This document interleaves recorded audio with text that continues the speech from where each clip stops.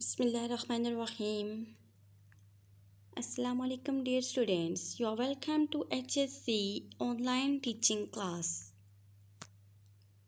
Dear students of class 6, this is our English class. As you know that we have already completed 8 units of our textbook and today we are going to start unit number 9. The name of the unit is A Letter About the Choice of a Profession. Dear students, this is the letter written by a girl named Huma to her friend named Asma. This is a reply letter to Asma by Huma. Huma was busy with her exams and couldn't reply to Asma's letter earlier. This letter is about the choice of a profession. عزیز طلبہ و طالبات، یہ ایک خط ہے جو ایک لڑکی جس کا نام ہما ہے اس نے اپنی دوست اسما کو لکھا، اور یہ اسما کے خط کا جواب ہے. اسما نے کچھ دن پہلے ہما سے خط میں اس کے پروفیشن یعنی کہ پیشے کے انتخاب کے بارے میں پوچھا تھا، لیکن ہما اس کے خط کا جواب اس وجہ سے نہیں دے سکی تھی کیونکہ وہ اپنے امتحانات میں اپنے میٹرک کے امتحانات میں مصروف تھی. اور اب اس کے امتحانات جیسے ہی کمپلیٹ ہوئے اور وہ فارغ ہے تو اس نے اپنی دوست اسما کے خط کا جواب لکھا ہے. تو چلیں ہم سٹارٹ کرتے ہیں. اسٹوڈنٹس، یہاں پر آپ کو ریڈنگ سٹارٹ کروانے سے پہلے میں آپ کو خط کے کچھ ضروری حصے بتا دوں. جب بھی ہم لیٹر لکھتے ہیں تو اس کے ٹاپ لیفٹ کارنر پہ جو خط بھیجنے والا ہوتا ہے اس کا ایڈریس لکھا جاتا ہے. اسی کے ساتھ اس کے نیچے ڈیٹ لکھی جاتی ہے. تھرڈ پارٹ پر سیلوٹیشن یعنی کہ القابات لکھے جاتے ہیں، جس طرح سے جس کو آپ خط لکھ رہے ہیں، جس کو ریسیور کہتے ہیں، آپ اس کو مخاطب کرتے ہیں. اس کے بعد جو خط کا چوتھا حصہ ہے اس میں باڈی اور مین میسیج آ جاتا ہے، یعنی کہ وہ خط کا وہ لیٹر کی باڈی کہلاتا ہے، جس میں آپ نے مین جو آپ کا خط لکھنے کی جو ریزن ہے وہ میسیج آپ اس میں دے دیتے ہیں.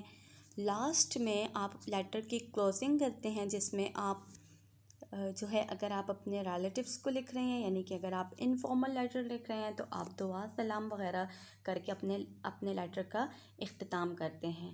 اور جو لیٹر کا جو 6th پارٹ ہے اس میں آپ اپنے ریسیور کو کا جو ہے وہ نام آ جاتا ہے وہاں پر. So let's start reading. First, circular road Dera Ismail Khan. This is the address of Huma, means the sender's address, and date 2nd March 2017. My dear Asma, this is salutation. My dear Asma, میری پیاری اسما. I was very happy to receive your letter some days ago. کچھ دن پہلے تمہارا خط ملا، بہت خوشی ہوئی. I couldn't reply earlier. میں پہلے جواب نہیں دے سکی because I was busy with my exams. کیونکہ میں اپنے امتحانات میں مصروف تھی.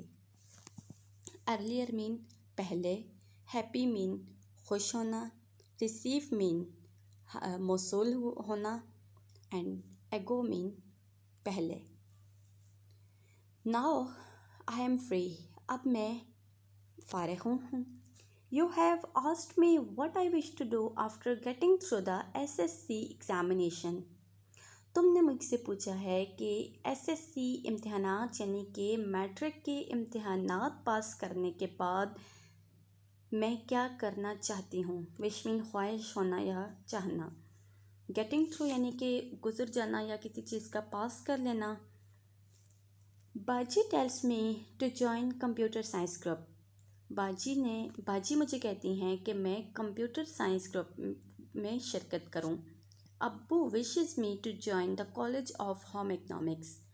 ابو کی خواہش ہے کہ میں ہوم اکنامکس کے کالج میں داخلہ لوں. however تاہم I want to become a nurse. تاہم میں نرس بننا چاہتی ہوں. I feel that nursing is a very respectable profession. کیونکہ میرا یہ خیال ہے کہ نرسنگ جو ہے وہ بہت ہی قابل احترام یا باعزت شعبہ یا پیشہ ہے. I have always had a passion to serve the sick and ailing. sick and ailing mean بیمار. میرا ہمیشہ سے ہی یہ جذبہ یا جوش رہا ہے یا یہ شوق رہا ہے کہ میں بیماروں کی خدمت کروں. پیشن مین جوش، جذبہ یا خواہش. سرف مین خدمت کرنا. اینڈ سک اینڈ ایلنگ مین بیمار لوگوں کی خدمت کا ہمیشہ سے ہی مجھے شوق رہا ہے یا جذبہ رہا ہے. I shall work day and night to bring joy and comfort to the sick and the suffering. I shall work day and night. میں دن رات کام کروں گی. کس چیز کے لیے کام کروں گی؟ To bring joy and comfort. Joy and comfort mean خوشی یا مسرت and comfort mean آرام و سکون. آرام و سکون اور خوشی لانے کے لیے. کس کے لیے آرام اور سکون اور خوشی لانے کے لیے؟ ٹو دا سک اینڈ دا سفرنگ. سک اینڈ دا سفرنگ. سفرنگ کا مطلب بھی یہاں بیمار ہیں کہ میں یہاں مریضوں کے لیے خوشی اور آرام پہنچانے کے لیے دن رات کام کروں گی. I hope you will agree with me. مجھے امید ہے کہ تم میرے ساتھ اتفاق کرو گی. Please let me know whether you like my choice. Please let me know whether you like my choice. برائے مہربانی مجھے ضرور بتانا کہ کیا تمہیں میرا انتخاب پسند آیا. I have also convinced my family and they have agreed. Convinced mean قائل کر لیا، منا لیا. میں نے اپنے فیملی کو بھی قائل کر لیا ہے. And they have agreed اور وہ بھی میرے ساتھ متفق ہیں. My respect to your Abu and امی and love to Rabab and Fahim.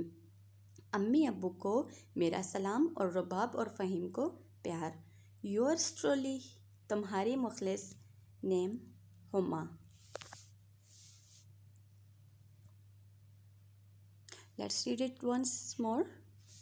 Circular Road, Dera Ismail Khan, 2nd March 2017.